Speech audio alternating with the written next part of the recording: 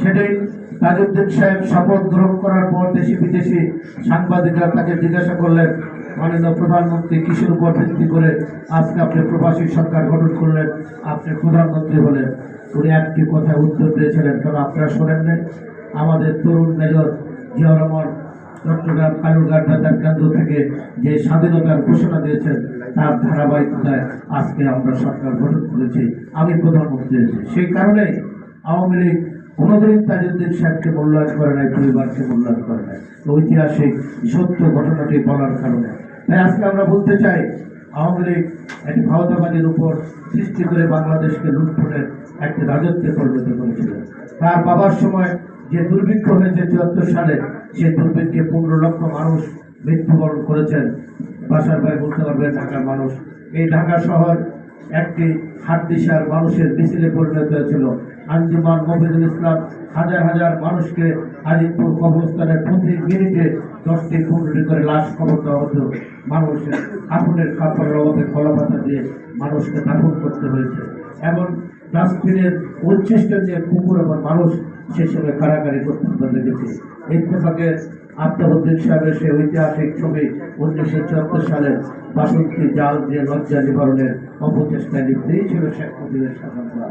আমরা বলতে চাই যে অনিবার্য কারণে 15 আগস্ট হয়েছে, তারপর আবার আরেকটি ঘটনা ঘটেছে 3রা নভেম্বর।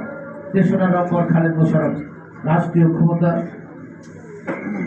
ক্ষমতা দখল করলেন, পরে জিয়াউর রহমানকে বন্দী করে তার বাসভবনে বন্দী করে রাখলেন। বিচারপতি সাহেবকে এনে রাষ্ট্রপতি হিসেবে শপথ গ্রহণ করে উনি প্রধান সেনাপতি হয়েছেন। 4 তারিখ আমার স্পষ্ট মনে দেখা আছে, ঢাকা শহরে খালেদ মোশাররফের মায়ের নেতৃত্বে একটি মিছিল বেরোল। সে ভাই ছিল রাশেদ মোশাররফ, সে পরবর্তী শেখ হাসিনার মন্ত্রিসভার প্রতিমন্ত্রী ছিলেন।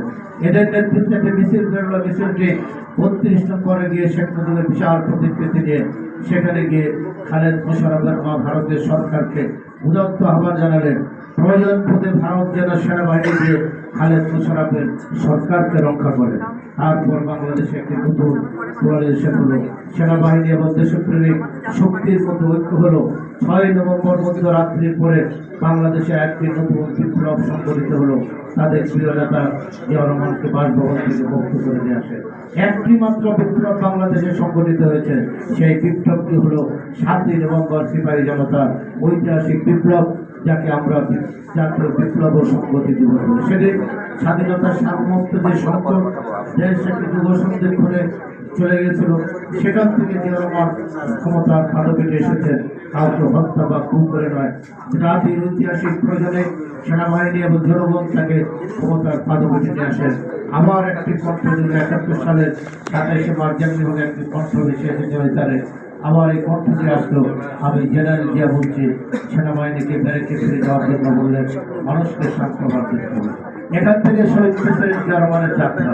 আমি যে কথাটি এই জন্য বলতে চাইলাম, সেই কারণটি হলো উনি একজন সেনাবাহিনীর লোক, উনি ইচ্ছা করলে এদেশে গণতন্ত্র ফিরে নাও দিতে পারবেন।